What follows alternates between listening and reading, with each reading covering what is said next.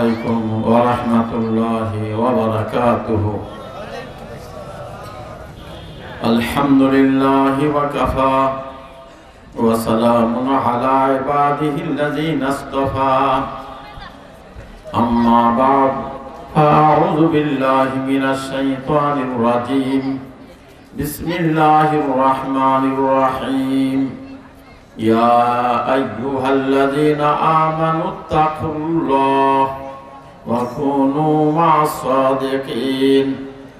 وقال تعالى: من عمل صالحا من ذكر أو أنثى وهو مؤمن فلنحيينه حياة طيبة. وقال رسول الله صلى الله تعالى عليه وسلم: اللهم ارحمني بترك المعاصي ولا تشقني بمعصيتك، أو كما قال عليه الصلاة والسلام. مولاي صل وسلم دائما أبدا على حبيبك خير الخلق كلهم. مولاي صل وسلم دائما أبدا على حبيبك خير الخلق كلهم. चटाई पर मिलेगा तख्ते शाही, चटाई पर मिलेगा तख्ते शाही, अगर हासिल करो इश्क़े इलाही, अगर हासिल करो इश्क़े इलाही। खुला क्या राज सुल्तानी बल्ख पर, फकीरी ली है देकर ताज शाही, फकीरी ली है देकर ताज शाही। সম্মানিত ওলামায়ে কেরাম, প্রাণপ্রিয় মুসলমান ভাইরা, পর্দার আড়ালের মা ও বোনেরা, দুইটা আয়াতে কারিমা একটা হাদিস শরীফ পাঠ করছি। আল্লাহ তাআলা এর নূরে আমাদের সিনাকে নূরান্বিত করে দেন, কোন আমিন। আল্লাহ রাব্বুল আলামিন এত বড় দয়ালু, এত বড় মেহেরবান। তিনি আমাদের খালেক ও মালিক, তিনি আমাদের সৃষ্টিকর্তা, তিনি আমাদের মালিক। তিনি আমাদের জিন্দেগি কেমনি সুখময় হয়, কেমনি দামি হয়, কেমনি আনন্দদায়ক হয়, এজন্য তিনি ঘোষণা দিয়ে দিয়েছেন কালামে পাকের মধ্যে, মান আমিলা সালিহাম মিন যাকারিন আও উনসা ওয়া হুয়া মুমিন ফালানুহইয়ান্নাহু হায়াতান তাইয়্যিবা। আল্লাহ ঘোষণা দিচ্ছেন, এ আমার বান্দা বান্দেরা, যারা ঈমান আনার পরে আমলে সালেহ করবে। আমলে সালেহ মানে করণীয় কাজগুলি করা আর বর্জনীয় কাজগুলি ছাড়া, এর নাম আমলে সালেহ। এক ব্যক্তি আমার প্রিয় মুর্শিদ হযরত করাচি রহমতুল্লাহ আলাইহির কাছে বলছেন যে, হুজুর, বর্জনীয় কাজ বর্জন করা কঠিন মনে হয়, অতএব শুধু করণীয় কাজ করব, বর্জনীয় কাজ বর্জন না করলে চলবে না। আমি নামাজ পড়বো, রোজা করব, কোরআন শরীফ পড়বো, দান খয়রাত করব, উমরা হজ করব, এতে চলবে না। তো আমার প্রিয় মুর্শিদ বলেন, দেখো, তোমার বাড়িতে যে বাতি জ্বলে, দুইটা তারের সমন্বয়ে জ্বলে, একটা প্লাস আর আরেকটা মাইনাস, নেগেটিভ আর পজিটিভ, দুই তার লাগে না বাবা? ঠিক না? দুই তার লাগে না? দুইটা তারের সমন্বয়ে বাতি জ্বলে। দুনো তারের কোন একটা তার যদি লিক হয়, বাতি জ্বলবে? বাতি জ্বলবে না। কোশ্চিন কালো বাতি জ্বলবে না। তো রব্বুল আলামিন আমাদের দিলের মধ্যে আল্লাহর মুহাব্বতের বাতি জ্বালানোর জন্য দুইটা তার দিয়ে দিয়েছেন। একটা হলো কি করণগুলা করবে, আর একটা বর্জনগুলা বর্জন করবে। এই দুইটা সমন্বয়ে সহিভাবে যদি থাকে, দুনো তার, করণগুলা করব, বর্জনগুলা ছাড়বো, তাহলে সে ব্যক্তি আল্লাহর ওলি হয়ে গেল। তার ব্যাপারে আল্লাহর ঘোষণা, মান আমিলা সালিহাম মিন যাকারিন আও উনসা ওয়া হুয়া মুমিন ফালানুহইয়ান্নাহু হায়াতান তাইয়্যিবা। ঈমান আনার পরে যারা আমলে সালেহ করবেন, করণীয় কাজগুলি করবে, বর্জনীয় কাজগুলি ছাড়বে, সে পুরুষ হোক আর মহিলা হোক, আল্লাহ ঘোষণা দিয়ে দিচ্ছেন, ফালানুহইয়ান্নাহু হায়াতান তাইয়্যিবা। আমি আল্লাহ তাদেরকে দুনিয়ার মধ্যে মজাদার জিন্দেগি দান করে দেব, সুখময় জিন্দেগি দান করে দেব, ইজ্জত আর সম্মানে জিন্দেগি দান করে দেব। বলে সুবহানাল্লাহ। আমার আল্লাহর ঘোষণা। আমাদের জিন্দেগি দামি বানাইতে চাচ্ছেন আল্লাহ পাক। বাবারে, আমরা যদি আল্লাহর ওলি হয়ে যাই, তাহলে তো আমাদের জিন্দগি দামি, এমন বেশি দামি হবে। আমার প্রিয় মুর্শিদ হযরত করাচি রহমতুল্লাহ আলাইহি বলতেন, আল্লাহ পাক যেহেতু দোনো জাহানের মালিক, আল্লাহ পাক নিজের ওলিদেরকে দোনো জাহানের সুখ শান্তি দান করে দেন। কোন সুবহানাল্লাহ।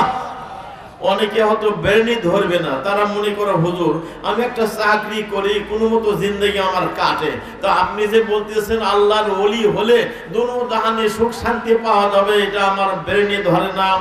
আবার কেউ মনে করবে আমি একটা বিজনেস করি হুজুর, তো আমি কোনো মতো জিন্দাই কাটে, তো আপনি যে বলতেছেন আল্লাহর ওলি হলে দোনো জাহানে সুখ শান্তি পাওয়া যাবে, এটা আমার বেরনি ধরে না। আবার কেউ মনে করবে আমি কিছু জমি চাষ করে খাই, আমার কোনো মতো জিন্দেগি কাটে, তো আপনি যে ঘোষণা দিচ্ছেন আল্লাহর ওলি হলে দোনো জাহানে সুখ শান্তি পাওয়া যাবে, এটা আমার ব্রেনে ধরে না।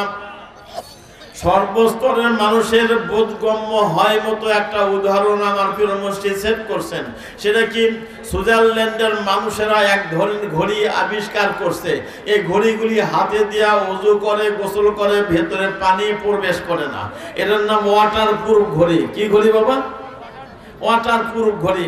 আল্লাহ পাক আমাকে নিজামউদ্দিনে যাওয়ার তৌফিক দিয়েছিলেন। তাবলীগ জামাতের যে মার্কাজ ছিল নিজামউদ্দিনে, সেখানে আমি গেছিলাম। ওখান থেকে দিল্লিতে গেলাম। দিল্লিতে বাদশাহ শাহজাহান সাহেবের জামে মসজিদের সামনে গেলাম। যাওয়ার পরে দেখি বেশ কতগুলো দোকান আছে, দোকানের সামনে এত বড় গামলা পানি দিয়ে ভরা, এর মধ্যে নতুন ঘড়ি রাখা। তারা প্রমাণ করে দেখায় দিচ্ছে এই ঘড়িগুলি পানির মধ্যে ডুবিয়ে রাখলে হবে কি, বিলকুল প্রতিকূল অবস্থার মধ্যে নিরাপদে রয়েছে, এগুলির মধ্যে এক বিন্দু পানিও প্রবেশ করবে না। এগুলি সুইজারল্যান্ডের মানুষের আবিষ্কৃত ঘড়ি, এগুলি ওয়াটার প্রুফ ঘড়ি। তখন আমার বুঝে আসছে যে আমার হযরত বলছেন, জিন্দেগি পুরো কাইফ পাই গালচে দিল পুরো গম রাহা, জিন্দেগি পুরো কাইফ পাই গালচে দিল পুরো গম রাহা, উনকে গম কে ফয়জ সে মাই গম ভি বে গম রাহা, উনকে গম কে ফয়জ সে মাই গম ভি বে গম রাহা। এর অর্থ হলো জিন্দগি বড় মজাদার পাইছি। বাহ্যিক দৃষ্টিতে যদিও নাকি বড় ধনাঢ্য ব্যক্তি আমি নই, বাহ্যিক দৃষ্টিতে যদিও নাকি বড় বিজনেসম্যান নই, বাহ্যিক দৃষ্টিতে যদিও নাকি বড় জমিদার আমি নই, কিন্তু আল্লাহর কোটি কোটি শুকর, তিনার মহাব্বতের ব্যথার কারণে হাজারো ব্যথার মধ্যে আমি ব্যথাহীন হয়ে বসে আছি। আমার কোনো টেনশন নাই, আমার কোনো পেরেশানি নাই, আমার কোনো অশান্তি নাই। সুবহানাল্লাহ। এটাকে আল্লামা রুমি বলেন, আয়ে কে দর কুঞ্জে মসজিদি মস্ত শাহাদ, আয়ে কে দর কুঞ্জে মসজিদি মস্ত শাহাদ, ওয়াদিগর দর বাগে তর সোনা মুরাদ। একজন ব্যক্তি চাটার মধ্যে বসে শান্তির নিঃশ্বাস নিতেছেন, মসজিদের মধ্যে চাটাইয়ের মধ্যে বসে শান্তির নিঃশ্বাস নিতেছে, আর একজন 10 তলা বিল্ডিং এ থাকে টেনশনই মরতেছে, সারা রাত তার ঘুম নাই। আশা বলে, হুজুর সারা রাত এক ফোঁটা ঘুমও চোখে আসে নাই। হুজুর বলেন ঘুমের বড়ি খালি হলে নেই? তো বলে, হুজুর ঘুমের বড়িও খাইছি তাও ঘুম নাই। হুজুর আছে কিনা বাবা এরকম মানুষ? আছে কিনা বলেন? তাহলে বোঝা গেল আমার আল্লাহকে যারা খুশি করে চলবে, আল্লাহ সে ব্যক্তি গরিব হইতে পারে, সে ব্যক্তি একটা রিকশাওয়ালা হইতে পারে, সে ব্যক্তি মানুষের বাড়ি দিন মজুরি করে খানিওয়ালা হইতে পারে, আল্লাহ পাকে খুশি করে চলনিওয়ালাকে আল্লাহ সম্মান আর ইজ্জত আর শান্তি জিন্দেগি দান করতে পারে। ভাইরা, এটা আমার প্রিয় মুর্শিদ বলেন, খুশি তেরি আমানি দো জাহাঁ হায়, খুশি তেরি আমানি দো জাহাঁ হায়, তাবে তেরা জমিন ও আসমাঁ হায়। আল্লাহ পাককে খুশি করে চলা দুনো জাহানে নিরাপদ, দুনো জাহানে নিরাপদ। ভাইরা, আমার হযরত এমন একটা উদাহরণ দিয়েছেন সর্বস্তরের মানুষ বুঝে ফেলে। সেটা কি, মসুর কালায়, খেসারি কালায়, বুট কালায় ডলার একটা জাঁতা থাকতো, আস্তে আস্তে উঠে যাচ্ছে। হ্যাঁ, এটা ডলার জাঁতা বলেন না চাকরি, কি বলেন? জাতা বলেন না? আচ্ছা, মাশাআল্লাহ। যখন কালাই ডলা হয়, মাঝখানে একটা খুঁটা থাকে, কিছু কালাই খুঁটার কাছে আশ্রয় নেয়। যে কালাইগুলা খুঁটার কাছে আশ্রয় নেয়, এই কালাইগুলা কিন্তু নিরাপদে রয়, ডলে যায় না, ঠিক কিনা? এগুলো ডলে যায় না। পক্ষান্তরে যে কালাই খুঁটা ছাড়া ডানি বাঁয়ে সরিয়া যায়, এর খাল বাগলা উঠে 12টা বাজে যায়, পিছিয়ে ছাতু হয়, ঠিক কিনা? বাবারা আমার, আল্লাহ মহান, তেনার জাতাও অনেক বড়। সারা দুনিয়ার পৃথিবীটা একটা পাট জাতার, আসমান আর একটা পাট। সুবহানাল্লাহ, কত বড় জাতার পাট! জমির একটা পাট, আসমান আর একটা পাট। কোন মানুষ আল্লাহ পাককে খুশি করে চললো, সেজন্য খুঁটার কাছে আশ্রয় লেনিওয়ালা কালাইয়ের মতো নিরাপদে রইল। সুবহানাল্লাহ। আর কোন মানুষ আল্লাহকে নারাজ করলো, কোটিপতি হতে পারে, বড় জমিদার হতে পারে, বড় চাকরা হতে পারে, বড় পদের মালিক হতে পারে, আল্লাহকে নারাজকারী খুঁটা থেকে সরে জানিওয়ালা কালাইয়ের মতো ওর খাল বাগলা উঠিয়া পিছিয়ে ছাতু হয়ে যাচ্ছে। টেনশন, পেরেশানি, অশান্তি। তাই বাবা, আমরা সবাই আল্লাহর ওলি হওয়ার সিদ্ধান্ত নেই। আল্লাহর ওলি হলে তাদেরকে আল্লাহ দোনো জাহান সুখময় করে দেয়। বলেন এখন আল্লাহর ওলি কারা কারা হব? হাত তুলে দেখান দেখি। লিল্লাহে তাকবীর, লিল্লাহে তাকবীর, লিল্লাহে তাকবীর। হাত নামান বাবারা। আল্লাহর ওলি হলে একজন গরিব মানুষ হতে পারে, একজন কোটিপতি হতে পারে, একজন চাকরাও হতে পারে, যে কোনো ব্যক্তি আল্লাহর ওলি হতে পারে। চিস্তে দুনিয়া খোদা গাফিল ভুদন। আল্লামা রুমি বলতেছেন, দুনিয়া কার নাম? অনেকে বলে দুনিয়াদার, দুনিয়াদার। তা দুনিয়া কার নাম? এটা উনি জিজ্ঞাসা করতেছেন, প্রশ্ন উপস্থাপন করছেন, আবার ওইটার মধ্যে উত্তরও দিতেছেন। চিস্তে দুনিয়া আজ খোদা গাফিল বুদন। প্রথম প্রশ্ন হলো দুনিয়া কার নাম? উনি বলতেছেন আজ খোদা গাফিল বুদন, আল্লাহ থেকে গাফিল হয়ে যাওয়ার নাম হলো দুনিয়া। একজন ব্যক্তি কোটিপতি, একজন ব্যক্তি কোটিপতি কিন্তু আল্লাহ থেকে গাফিল নয়। আর নামাজের সময় নামাজ পড়তেছে, আল্লাহর হুকুম আহকাম সব ঠিকভাবে পালন করতেছে, কোনো দিক দিয়ে কমতি করে না, এ ব্যক্তি পাক্কা দিনদার, এ ব্যক্তি পাক্কা দিনদার। আর একজন ব্যক্তি পেটে ভাত নাই, গায়ে কাপড় নাই, কিন্তু নামাজের ধার ধারে না, মসজিদে যায় না, আল্লাহ আল্লাহ রসুলের কোনো আদেশ মানে না, এ ব্যক্তি পাক্কা দুনিয়াদার, পাক্কা দুনিয়াদার। তাহলে বোঝা গেল কোটিপতি হওয়ার পরেও দিনদার হতে পারে, কোটিপতি হওয়ার পরে আল্লাহর ওলি হতে পারে, যদি তাকে এই দুনিয়ার ধন সম্পদ আল্লাহ থেকে, আল্লাহ রসুল থেকে দূরে না রাখে, আল্লাহ আল্লাহ রসুলের হুকুম ঠিকভাবে পালন করে যায়। আমাদের এগুলো মানুষের মধ্যে একটা কিতাব পড়ানো হয়, আরবি ব্যাকরণের উচ্চ পদের কিতাব, তার নাম হলো শরহে জামি। শরহে জামি কিতাবের লেখক আব্দুর রহমান জামি। উনি পীর সাহেবের কাছে যাচ্ছেন, ওবায়দুল্লাহ আহরার পীর সাহেবের কাছে গেছেন, যা দেখেন বিরাট বড় ধনী ব্যক্তি, খুব ধনাঢ্য ব্যক্তি, ধন সম্পদে ভরপুর। উনি মনে করছেন যে এত বড় লোক মানুষ আল্লাহর ওলি হইতে পারে না, তাই উনি চলে আসছেন। রাতের বেলা স্বপ্ন দেখতেছেন কিয়ামত শুরু হয়ে গেছে। এক ব্যক্তি তার থেকে 10,000 টাকা পাইতো, সে ব্যক্তি আসে, তাকে বলছে ভাই আমার টাকা দাও। ভাই এটা তো আখিরাত, টাকা কই পাবো? তুমি না দিয়ে আসলে কেন? ইতিমধ্যে ওদের ওবায়দুল্লাহ আহরার অফিস সাহেব উনি ঘোড়ার উপর চড়ে যাচ্ছেন, বলতেছে এই আব্দুর রহমান কি সমস্যা? হুজুর বিপদে পড়ে গেছে, 10,000 টাকা পাইতেও দিতে পারিনি, এখনো আখিরাতে এসে ধরছে। আচ্ছা ঠিক আছে, টাকার একটা ক্ষতি একটা থইলা দিয়া চলে গেলেন। উনি গুনে দেখেন 10,000, তো দিয়ে উনি যান বাঁচায় গেলেন, যান বাঁচাইতে পারলেন। এখন তারপর ঘুম ভাঙে গেল, চিন্তা করে আরে বিপদ মুহূর্তে হুজুর কাজে আসছেন, বিপদ মুহূর্তে হুজুর কাজে আসছেন, তাহলে দেখি হুজুর কাছে আমি যাব, হুজুর কাছে আমি মুড়িদ হব। পরের দিন আবার গেছেন, যাওয়ার পরে হুজুর জিজ্ঞাসা করছেন গতকাল তুমি মনে হয় আসছিলা, কি মনে করে গেলা বলো?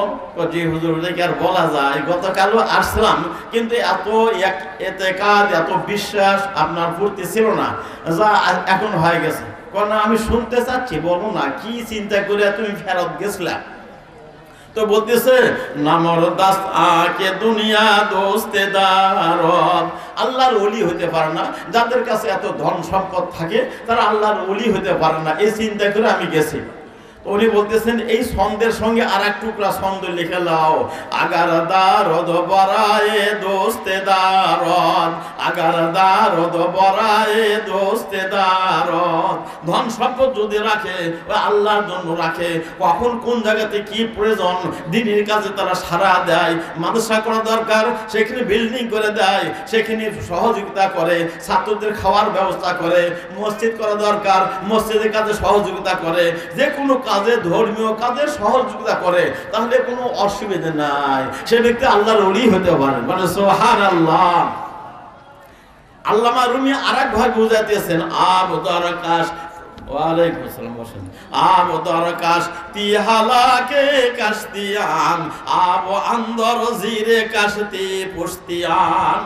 আল্লামা রুমি বলতেছেন নৌকার জন্য পানি আসু প্রয়োজন, নৌকা পানি ছাড়া চলতেই পারবে না। চলতে পারবে? নৌকার জন্য পানি আসু প্রয়োজন, পানি ছাড়া নৌকার কোনো দাম নাই, চলতে পারবে না। একজন ব্যক্তি সমুদ্রের মধ্যে গিয়া পানি উঠাইছে, পানি উঠাই নিচ্ছে নৌকার মধ্যে। মানুষ জিজ্ঞাসা করে, করতেছো কি? ভাই আমি শুনছি নৌকার জন্য পানি প্রয়োজন, পানি উঠাইতেছি। আরে বোকা, নৌকার জন্য পানি প্রয়োজন তো নৌকার নিচে থাকতে হবে। নৌকার ভেতর পানি উঠাইলে নৌকা ডুবে যাবে, মাঝি মাল্লা ডুবে যাবে, আমরা সবাই ডুবে যাব। নৌকার নিচে থাকতে হবে। ভাইরা আমার, নাবিজি বলেন হুব্বুদ দুনিয়া রাসু কুল্লি খতিআ, দুনিয়ার মোহাব্বত সমস্ত গুনাহের গোড়া। সারা কোটি কোটি টাকার মালিক হতে পারে, কিন্তু এই দুনিয়ার মোহাব্বত, দুনিয়ার সয় সম্পদের মোহাব্বত দিলের বাহিরে থাকতে হবে, দিলের বাহিরে থাকতে হবে। দিলের মধ্যে যেন ও দুনিয়ার মোহাব্বত না ঢোকে। যেমন নাকি নৌকার বাহিরে পানি থাকলে নৌকা নিরাপদে থাকে, ভিতরে উঠলে, ভিতরে পানি উঠাইলে নৌকা ডুবে যায়, মাঝি মাল্লা সব ডুবে যায়। ভাইরা আমার, তো দুনিয়ার মোহাব্বত থাকবে দিলের বাহিরে, আল্লাহর মোহাব্বত থাকবে দিলের মধ্যে। কি করতেছো ভাইল্লা? আল্লাহর মহব্বত থাকবে দিলের মধ্যে, তাহলে কি হবে? তার জিন্দেগি ধন্য হবে, তার জিন্দেগি দামি হবে। এই কথা শেখার জন্য আল্লাহওয়ালাদের সাহাবতের বিকল্প নাই, আল্লাহওয়ালাদের সাহাবতের বিকল্প নাই। আল্লাহ এটাই বলতেছেন, ইয়া আইয়ুহাল্লাযিনা আমানুত্তাকুল্লাহ ওয়া কুনু মা'আস-সাদিকিন। এ আমার ঈমানদার বান্দারা, তোরা তাকওয়ার জিন্দেগি অবলম্বন করো, খোদাবিধি জিন্দেগি অবলম্বন করো। তার জন্য সহজ পন্থা হলো ওয়া কুনু মা'আস-সাদিকিন। তোমরা আমার প্রিয় বান্দাদের সংস্পর্শে যাও, তাদের কাছে যাও, তাদের সঙ্গে সম্পৃক্ত হয়ে যাও। দেখো ধীর গতিতে তুমি আল্লাহওয়ালা হইতে পারবে। আল্লাহ ওরা দেশে সম্পৃক্ত হওয়ার কথা আল্লাহ বলছেন, এবং আমরা আল্লাহ ওরা দেশে সম্পৃক্ত হব। দেখেন আমাদের শাইখুল হাদিস আল্লামা আজিজুল হক সাহেব হুজুর, ওনার আমি ছাত্র। আল্লাহ তাআলা ওনার কাছে বুখারী শরীফ, তিরমিজি শরীফ পড়ার তৌফিক দিয়েছিলেন। শাইখুল হাদিস যিনি বুখারী শরীফের অনুবাদ করছেন। আর আমার হাফিজ হুজুর, ওনার কাছে নাসাই শরীফ পড়ার তৌফিক দিয়েছিলেন। হাফিজ হুজুর, যারা বয়স্ক মানুষ তারা নাম শুনছেন না? মাশাআল্লাহ, হাফিজ হুজুর মুহাম্মদুল্লাহ হাফিজ হুজুর, এদের হুজুরের ছেলে ওখানে পড়েন। হ্যাঁ, একটা ছেলে ওখানে পড়ে, হ্যাঁ, কামরাঙ্গীরচর। তো আমার হাফিজ হুজুর কামরাঙ্গীরচর আমাদের হাফিজ হুজুরের মাদ্রাসায় শাইখুল হাদিস সাহেব বয়ান করতে গিয়ে বলতেছিলেন, ভাই আল্লাহ ওয়ালাদের সঙ্গে আমরা সম্পৃক্ত হয়ে যাই। কারণ আল্লাহ ওয়ালারা হলো ট্রেনের ইঞ্জিনের মতো। ইঞ্জিনের সঙ্গে যতগুলি বগি বান্দা থাকে, ইঞ্জিন যখন গন্তব্যস্থানে পৌঁছে যায়, তার সঙ্গে সম্পৃক্ত বগি একটাও রাস্তায় পড়ে থাকে না, সব গন্তব্যস্থানে পৌঁছে যায়। কি বা ঠিক কিনা? সব গন্তব্যস্থানে পৌঁছে যায়। এই ব্যাপারে উনি একটা হাদিস বয়ান করলেন। এক সাহাবী এসে বলেন, মাতা সাহা, হুজুর কিয়ামত কবে হবে? নাবিজিকে ডাইরেক্ট ওই সাহাবী জিজ্ঞাসা করছেন, মাতা সাহা, কিয়ামত কবে হবে? তো নাবিজি বলেন, মা আ'দাত্তা লাহা। ও আমার সাহাবী, কিয়ামতের ব্যাপারে জিজ্ঞাসা করছো, কিয়ামত তো ভয়াবহ জিনিস, এই ব্যাপারে প্রিপারেশন কি নিয়ে আসো, তৈয়ারি কি নিয়ে আসো, প্রস্তুতি কি নিয়ে আসো? ওই সাহাবী বলেন, মা আ'দাত্তু লাহা, হুজুর আমার কোনো প্রিপারেশন নাই, আমার কোনো তৈয়ারি নাই, আমার কোনো প্রস্তুতি নাই। লা বিকাসরাতে সালাতিন ওয়ালা বিকাসরাতে সিয়ামিন ওয়ালা বিকাসরাতে সাদাকাতিন। বেশি করে নফল নামাজ পড়ে প্রস্তুতি নেওয়া তা আমার নাই, বেশি করে নফল রোজা রাখা প্রস্তুতি নেওয়া তাও আমার নাই, বেশি করে নফল দান খয়রাত করে প্রস্তুতি নেওয়া তাও আমার নাই। আমি ফরজ ওয়াজিব সুন্নতে মুআক্কাদা আদায় করি। তবে একটা জিনিস আমার আছে হুজুর, ওয়ালাকিন উহিব্বুল্লাহ ওয়া রাসূলাহ, আল্লাহ এবং আল্লাহর রাসূলকে খুবই আমি ভালোবাসি। নবীজি তখন ওই সাহাবীকে লক্ষ্য করে বললেন, শোনো, আল মারউ মা মান আহাব্বা, মানুষ যে যাকে মুহাব্বত করবে তার সঙ্গে তার হাসর হবে, যার সঙ্গে তার মুহাব্বত তার সঙ্গে তার কিয়ামত। বলেন সুবহানাল্লাহ। সাহাবী শুনে খুশিতে বাগ হয়ে গেলেন, আমরা নাবিদিকে ভালোবাসি, নাবিদের সঙ্গে জান্নাতে থাকবো। আমার শাইখুল হাদিস আল্লামা আজিজ ভাকশা হুজুর বললেন, আজ দুনিয়াতে নাবিজি নাই, নাইবে নাবি যারা আছে, ওরাসাতুল আম্বিয়া যারা আছে, হক্কানি পীর মুর্শিদ যারা আছে, তাদের সঙ্গে তাদের কানেকশন আর সম্পর্ক হবে। ময়দানে মাহশরে আল্লাহ পাক যখন তাদেরকে বেহেশত দিয়ে দিবেন, তাদের সঙ্গে সম্পৃক্ত মানুষ একটাও রাস্তায় পড়ে থাকবে না, সব জান্নাতে পৌঁছে যাবে। সুবহানাল্লাহ। জান্নাতে পৌঁছে দেওয়ার রাস্তা এটা। জুন্নুন মিসরি নামে এক বুজুর্গের নাম শুনছেন আপনারা? জুন্নুন মিসরি এক বড় বুজুর্গ ছিলেন। উনি এক জঙ্গলে গেছেন, জঙ্গলের পাশে দিয়ে একটা হলো নদী, জঙ্গলের পাশে নদী। তো একটা বিচ্ছু জঙ্গল থেকে বাইর হলো, বাইর হয়ে আসে নদীর কিনারে আসলে, নদীর কিনারের মধ্যে আসলে একটা কচ্ছপ ভাসে উঠলো। কচ্ছপ ভাসে উঠে নদীর কিনারায় লেগে গেল, এই বিচ্ছুটা তার পিঠের মধ্যে উঠলো, আর এই কচ্ছপটা আস্তে করে পার করে ওই পাশে নিয়ে গেল আরেক পাশে, সেই পাশে জঙ্গল। জুন্নুন মিসরি দেখতেছেন বিষয়টা কি, ব্যাপারটা কি, এরকম কেন করতেছে? দরিয়ার একটা কচ্ছপ একটা জঙ্গলের বিচ্ছুকে পার করে দিল। উনি দেখলেন কোন একটা কারণ আছে, দেখি কি। ও পাশে যা দেখতেছেন যে ওই বিচ্ছুটা যাচ্ছে, যার পরে দেখি কিছু দূর যার পথে একটা ব্যক্তি মদ পান করে, একটা যুবক মদ পান করে বেহুশা পড়ে আছে, মুখটু একবার মেখে গেছে, মুখে থুতু বাইরে হয়ে গেছে। তারপর তাকে একটা সাপ, বিষাক্ত সাপ দংশন করার জন্য আসতেছে। উনি দেখে খুব লক্ষ্য করতেছেন, তারপর কি করে, এই বিচ্ছুটা গিয়া ওই বিষাক্ত সাপটাকে দংশন করলো। বিষাক্ত সাপকে দংশন করলে সাপটা ওখানে মরে গেল। তারপর বিচ্ছু সে আপন রাস্তা নিয়ে আবার যখন এই নদীর কিনারায় আসলো, বিচ্ছুটাকে আবার ওই কচ্ছপ পার করে দিল। উনি যে ওখানে দাঁড়িয়ে থাকলেন, আর এই ব্যাপারটা কি, আল্লাহ তাকে বাঁচানোর জন্য এত ব্যবস্থা নিলেন। তারপর চিন্তা করলেন যে বেচারা মুখ টুক মাখা গেছে, থুতু বার হয়া বেহুশ হয়া, তো একটু ঠান্ডা পানি নিয়ে আসা ওনার চেহারা ধুয়া দিচ্ছেন।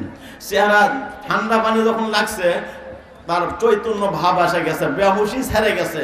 চোখ খুলে দেখে যে যোগশ্রেষ্ঠ আল্লাহর ওলি তার সেবা করতেছেন। বলতেছে, হুজুর আমি এক মদারু, মদ পান করে বেহুশা এখানে পড়ে আছি, আর আপনি আমার সেবা করতেছেন, আমি তো লজ্জা মরে যাচ্ছি হুজুর, আপনি আমার সেবা করতেছেন। তখন ইনি বলতেছেন, জুন্নুন মিসরি, বাবা তুমি তো মদ পান করে বেহুশা পড়ে আসো, দেখো তোমার আল্লাহ তোমাকে কতটা দয়া করেন, তোমাকে বাঁচানোর জন্য, এই বিষাক্ত সাপের হাত থেকে বাঁচানোর জন্য ওই পাশে থেকে বিচ্ছুকে কচ্ছপের মাধ্যমে পার করে নিয়ে আসা, ওই সাপটাকে ধ্বংস করে দেখো সাপটা এখানে মরে আছে, আবার বিচ্ছুটা চলে গেছে, আল্লাহ তোমাকে এতটা দয়া করেন। তখন সে বলল, হুজুর আজমে আপনি আমাকে তওবা করে দেন, আমি আর কোনোদিন মদ পান করব না, আর কোনোদিন নাফরমানি করব না, আপনি আমাকে তওবা করে দেন। আল্লাহর ওলির হাতে তওবা করলেন। দেখেন তওবা এমন বড় একটা মেডিসিন, তওবা এমন বড় একটা মেডিসিন। ইয়া আল্লাহ। হাকিমুল উম্মত মুজাদ্দিদে মিল্লাত হযরত মাওলানা শাহ আশরাফুল ইসলাম থানভী রাহমাতুল্লাহ আলাইহি বলেন, বারুদ ইত্যাদি দিয়া মানুষ অ্যাটম বম তৈরি করেন, পাহাড়ে মারে তো পাহাড় উড়ে চলে যায়। আল্লাহর দেওয়া অ্যাটম বম হলো তওবা। আল্লাহর দেওয়া অ্যাটম বম হলো তওবা। পাহাড়কে পাহাড় গুনাহ নিয়ে বসে আছে, যখন তওবা করবে তো পাহাড়কে পাহাড় গুনাহকে আল্লাহ মাফ করে দিয়া, পাহাড়কে পাহাড় গুনাহ স্থলে আল্লাহ নেকিতে ভরে দিয়া তাকে নিজের ওলি বানিয়ে নেয়। সুবহানাল্লাহ বলেন। ভাইরা আমার, তওবা এত বড় একটা কেমিক্যাল। নবীজি বলেন, আলা কুল্লু বানি আদম খাত্তাউন ওয়া খায়রুল খাত্তাইন তাওয়াবুন। এই আদম সন্তানরা শোনো, তোমাদের মধ্যে সবাই গুনাহগার, তবে উৎকৃষ্ট ওই ব্যক্তি যে নাকি তওবা করে। তো শোনেন তওবার ফলাফল দেখেন। এই যে ব্যক্তিকে তওবা করে দিলেন জুন্নুন মিসরি রাহমাতুল্লাহ আলাইহি, রাতের বেলা মুরাকাবায় বসছেন, মুরাকাবা বসে দেখলেন যে আল্লাহ, যে ব্যক্তি মদারু, যাকে তওবা করে দিলেন দিনের বেলায়, সে এখন তার নাম আল্লাহর ওলিদের দফতরে লেখা পড়ে গেছে। সুবহানাল্লাহ। দেখছেন তওবার ফলাফল, আল্লাহর ওলিদের দফতরে তার নাম লেখা পড়ে গেছে। আল্লাহ জুন্নুন মিসরি রাহমাতুল্লাহ আলাইহি আল্লাহকে বলতেছেন, আল্লাহ বিষয় বুঝে আলো না, এই ব্যক্তি দিনই বেলা তওবা করলো আর এখন আল্লাহর আপনার ওলিদের দফতরে তার নাম লেখা পড়ে গেল।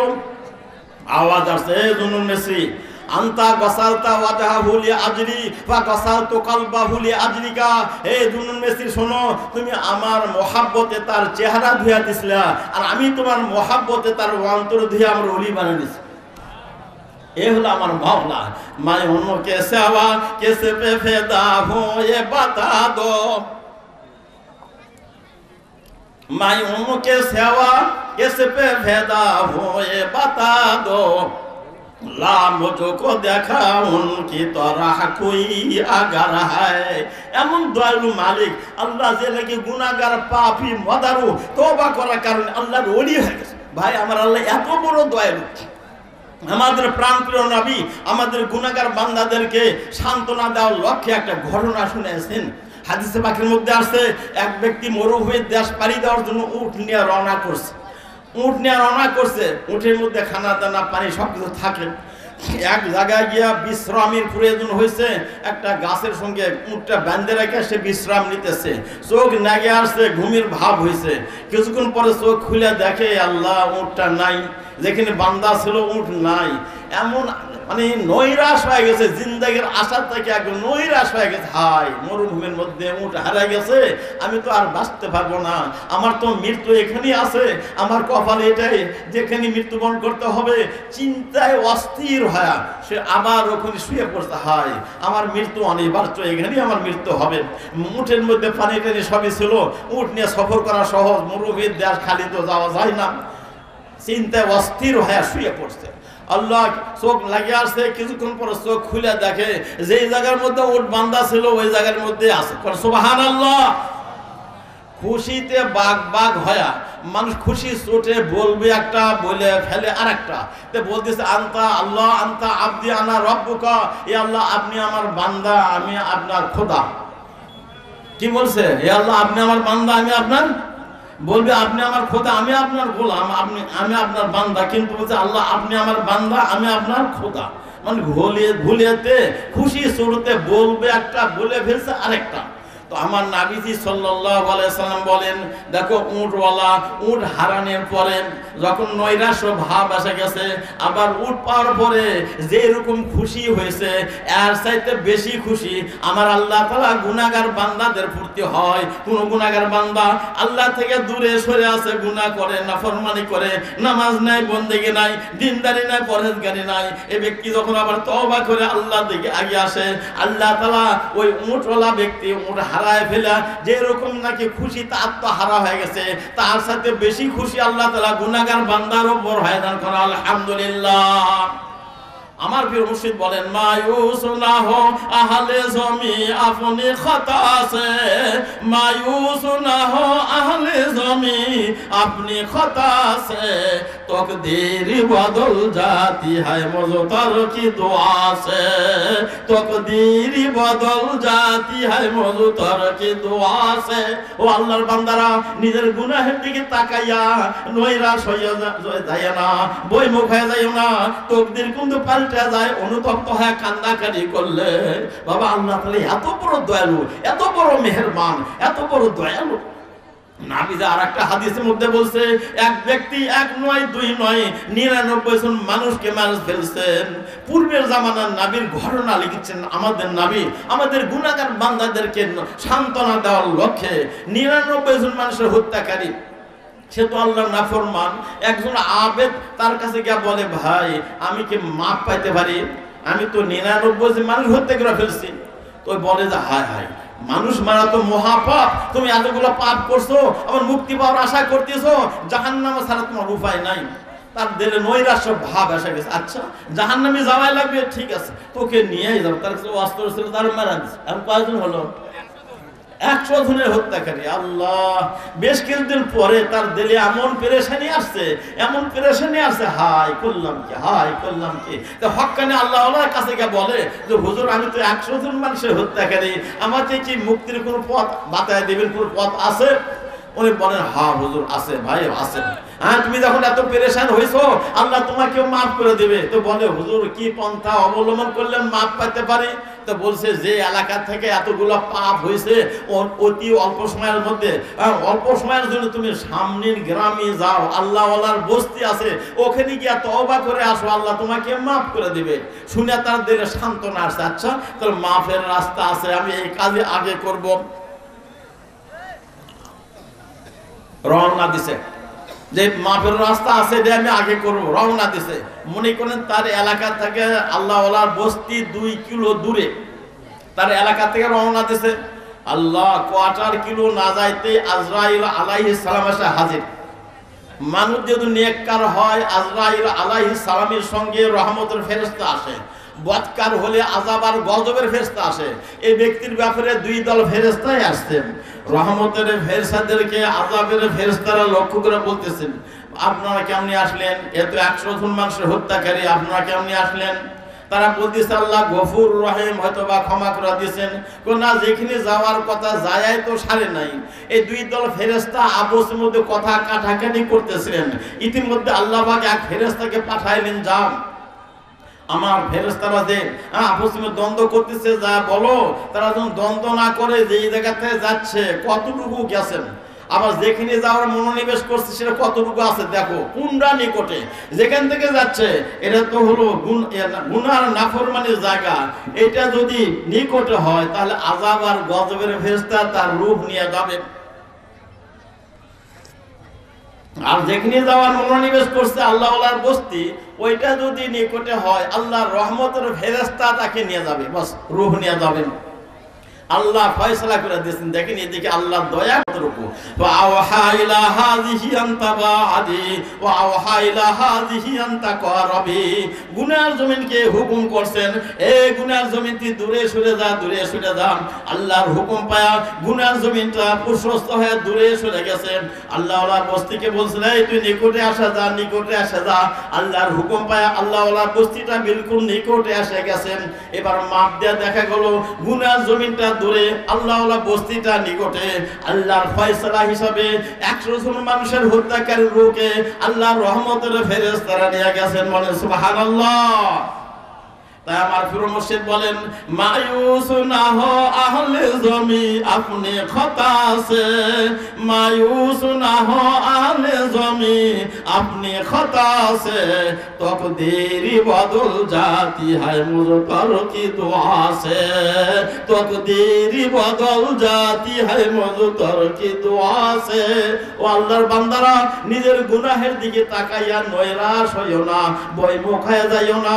তকদীর কিন্তু পাল্টা যায়। অনুতপ্ত হয়ে কান্দাকাটি করলে, অনুতপ্ত হয়ে কান্দাকাটি করলে তকদীর পাল্টা যায়। বাবার আমার, সবাই আমরা তওবা করতে রাজি আছেনি?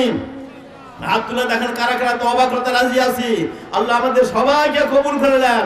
আল্লাহ এখান থেকে নিষ্পাপ হয়ে বাড়ি যাওয়ার তৌফিক দান করে দেন। আমিন। এখন হাফেজ ছাত্রদের মাথায় পাগড়ি দেওয়া হবে। বাবারে, হাফেজ ছাত্ররা আল্লাহর ওলি। আল্লাহ পাক বলেন, ইন্না নাহনু নাযালনা যিকরা ওয়া ইন্না লাহু লাহাফিজুন। আল্লাহ বলতেছেন আমি কোরআন অবতীর্ণ করছি, আমি এটার হেফাজত নিজে স্বয়ং করব। আল্লামা আলুসি সৈয়দ মাহমুদ বাগদাদি রাহমাতুল্লাহ আলাইহি তাফসীর রুহুল মানির মধ্যে লিখতেছেন, ওয়া ইন্না লাহু লাহাফিজুন। আর তাফসীর লিখতেছেন, ওয়া ইন্না লাহু লাহাফিজুন ফি কুলুবি আউলিয়াইনা। আমি আমার কোরআনে হেফাজত করব আমার ওলি আল্লাহদের সিনার মধ্যে। ওনার ব্যাখ্যার তাফসীর অনুসারে দুনিয়াতে যারা হাফেজে কোরআন সবাই আল্লাহর ওলি। কোন আলহামদুলিল্লাহ।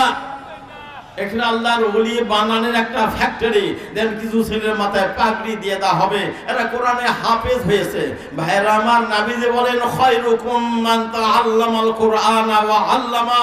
তোমাদের মধ্যে উৎকৃষ্ট ওরা যারা কোরআন পড়ে আর পড়ায়।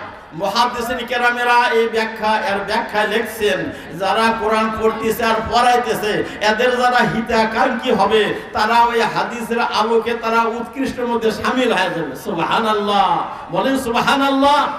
তাহলে সবাই উৎকৃষ্ট হতে পারতেছি। যারা কোরআন পড়তেছে পড়াইতেছে এদের আমরা হিতাকাঙ্ক্ষী হয়া এই হাফেজ ছাত্রদের মাথায় পাগড়ি দেওয়া হবে। বাবারা, আল্লাহর কোরআন আল্লাহ অবতীর্ণ করছেন, হেফাজতের দায়িত্ব স্বয়ং নিয়েছেন, হেফাজতের দায়িত্ব স্বয়ং নিয়েছেন। এখন আমি আর আপনি যদি প্রশ্ন উঠাই তো আমাদের সহযোগিতা করে কি লাভ হবে? আল্লাহর কোরআনে হেফাজত আল্লাহ করবেন, আমাদের সহযোগিতা করে কি লাভ হবে? এই ব্যাপারে একটা ঘটনা আমি বোঝানোর জন্য বলে থাকি। আচ্ছা আসো তো একটা ঘটনা আমি বলে থাকি। হযরতে ইব্রাহিম খলিলুল্লাহ, ওই যুগে এক কাফের বাদশা ছিল নমরুদ। কি নাম বাবা? নমরুদ। এই নমরুদ আল্লাহর খলিলকে দুনিয়া থেকে বিদায় করে দেওয়ার চেষ্টা করছে, কিন্তু পারে না। শেষে অগ্নিকুণ্ড জ্বালাইছে, অগ্নিকুণ্ড জ্বালাইয়া ভালোভাবে তাপাইতেছে, অগ্নিকে ভালোকে তাপাইতেছে, তাপায় যখন বেশি তাপ হয়ে গেছে সোয়ারকা দেয়া ইব্রাহিম খলিলুল্লাহকে অগ্নিকুণ্ডে ফেলে দিয়েছেন। রাখে আল্লাহ, মারে আল্লাহ, রাখে একটা সৃষ্টিজীব, সে মানে কিছু পানি, বায়ুর পাখির মতো একটা পাখি হবে, সামান্য একটু পানি, 2-3 ফোঁটা পানি নিয়ে আসমানে উড়ে গিয়া পানি ছাড়ছেন। বলেন তো 2-3 ফোঁটা পানি এই আসে দাউ দাউ করে আগুন জ্বলতেছে, ইব্রাহিম খলিলুল্লাহ কোন উপকারে আসবে? এ বাবা আসবে? কোন উপকারে আসবে না। কিন্তু সব ইচ্ছা নিয়ে আগে আসছে। আর একটা কাখলাস দূরে থেকে ফু দিচ্ছে যে আল্লাহর খলিল নিপাত যাক, দূরে থেকে ফু লাগাচ্ছে। কাখলাস 200-400 গজ দূরে থেকে কাখলাস চিনতেছেন তো? এ বাবা কাখলাস চিনেন? রক্ত শোষা হয় না, কাখলাসও বলে। আচ্ছা, দূরে থেকে 200-400 গজ দূরে থেকে কোনো জঙ্গল থেকে ফু লাগাচ্ছে, তার ফুতে কোনো আগুন বাড়বে না, কিন্তু বদ ইচ্ছে নিয়ে আগে আসছে। এখন আল্লাহর খলিলকে আল্লাহ বাঁচাইছেন, আসমান থেকে হুকুম করছেন, কুলনা ইয়া নারু কুনি বারদাও ওয়া সালামান আলা ইব্রাহিম, এ আগুন আমার দোস্তের প্রতি শান্তিদায়ক ঠান্ডা হয়ে যাও। এটাকে শেখ ফরিদউদ্দিন আত্তার রহমতুল্লাহ আলাইহি ফার্সি ভাষায় ব্যক্ত করছেন, আকে লুৎফে খেসেরা ইজহারু কান বা খলিল আসনারে রাগুল জারু কান। আল্লাহ পাক সেদিন নিজের মেহেরবানি প্রকাশ করে দিয়েছিলেন, ইব্রাহিম খলিলুল্লাহর অগ্নিকে ফুল বাগিচা বানায় দিয়েছে। সুবহানাল্লাহ, আগুনকে ফুল বাগিচা বানায় আমার আল্লাহর এত ক্ষমতা। তো আগুনকে আল্লাহ ফুল বাগিচা বানিয়ে দিয়েছেন, একটা পশমও তার পুরে নাই। এখন দুইটা সৃষ্টিজীব যে দুই রকম চিন্তা করলো, হুমা পাখি তাকে বাঁচানোর চেষ্টা করলো, তার সম্পর্কে কিতাবের মধ্যে আসছেন শেখ সাদি রহমতুল্লাহ বলেন, গরহুমাজ জাহানি সাওয়াদ মাদুম কাসনায়ায়েদ বজিরে সায়ায়ে বুম। হুমা পাখি যদি দুনিয়া থেকে বিরল হয়ে যায়, কোনো মানুষ পেঁচা পাখি ছায়া তলে যাবে না। কারণ হুমা পাখিকে আল্লাহ ওই সৎ ইচ্ছা নিয়ে আগে আসার কারণে এমন মান আর মর্যাদা দিয়ে দিয়েছেন, তার ছায়া নেওয়ার অপেক্ষায় মানুষ থাকেন। কারণ তার ছায়া যদি কোনো মানুষের মাথায় পড়ে, সে আল্লাহর ওলি হয়ে যাবে, তাই বিরাট বড় বাদশা হয়ে যাবে। এই উদ্দেশ্য নিয়ে তার ছায়া নেওয়ার অপেক্ষায় থাকে মানুষ। আর কাখলাস সম্পর্কে আসছে, কাখলাস দেখলে তোমরা মারো, সওয়াব পাইবা। কাখলাসকে আদর করেন না মারেন? সবাই মারে, তাই না? দেখেন তার ফুঁতে আগুন বাড়ে নাই, আর ওই হুমা পাখির পানিতে আগুন নেবে নাই, কিন্তু দুইজনের দুই রকম চিন্তা। একজন সদ ইচ্ছা আর একটা বদ ইচ্ছা। সদ ইচ্ছা ওদের জিন আল্লাহ তাআলা ইজ্জত বেড়া দিছে, বদ ইচ্ছা ওদের বেয়াজ্জতি বেড়া দিছে। ভাইরা আমার আসুন, আল্লাহর কোরআন আল্লাহ হেফাজতের দায়িত্ব নিয়েছেন। যারা সদ ইচ্ছা নিয়ে মাদ্রাসামুখী হবে, মাদ্রাসার হিতাকাঙ্ক্ষী হবে, মাদ্রাসার সাহায্যকারী হবে, আল্লাহ পাক তাদের ইজ্জত আর সম্মান বৃদ্ধি করে দেবেন। আর যারা মাদ্রাসাকে নিবে দেওয়ার চেষ্টা করবে, মাদ্রাসা চলে যাক ভাঙ্গিয়া যাকে চেষ্টা করবে, তার চেষ্টা তো কিছুই হবে না, কিন্তু আল্লাহ তাআলা তাকে বেয়াজ্জত করবেন। ভাইরা, তা আমরা সবাই মাদ্রাসা হিতাকাঙ্ক্ষী হব। আজকে হাফেজ ছাত্রদের মাথায় পাগড়ি দেওয়া হচ্ছে, এরপর আমরা দোয়া করব, সবাই আমরা হিতাকাঙ্ক্ষী হয়ে থাকবো ইনশাআল্লাহ। আনো নিয়ে আসো, ওই ছেলেরা আসেনি? হ্যাঁ বাবা আসো, হাফেজ ছাত্রদের মাথায় পাগড়ি দেওয়া হচ্ছে। যারা দূরে আছে আসুন, এদের মাথায় পাগড়ি দিয়ে দোয়া করবো আমরা। আচ্ছা